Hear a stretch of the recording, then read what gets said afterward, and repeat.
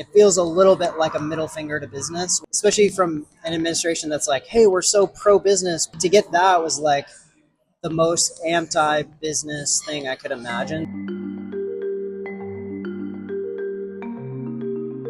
We're a roaster. Coffee prices for me to purchase from Colombia or Guatemala or whatever are essentially double what they ever have been, ever.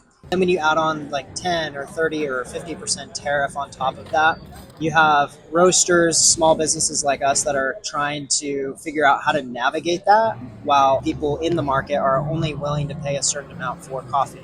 And that's mostly because they're not aware that, like, on my end, we're paying double like what we were when we opened in 2021. I think the other thing is, if you take something like Nestle or Maxwell House, a lot of those companies have profits of billions of dollars. Businesses that are humongous like that are able to kind of weather those storms.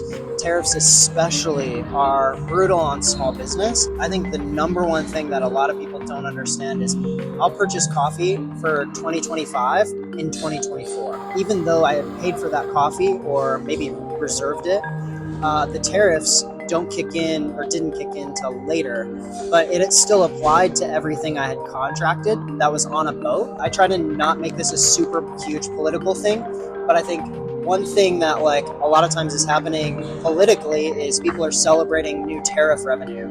But the untold story I think that's happening behind the scenes is that small business is like essentially getting decimated. We have gotten so much support from the people of Phoenix ever since we opened. Show your support with your wallet, like what you're buying, what you're eating, what you're drinking, where you're doing that. It just feels really important in the next season. So, yeah.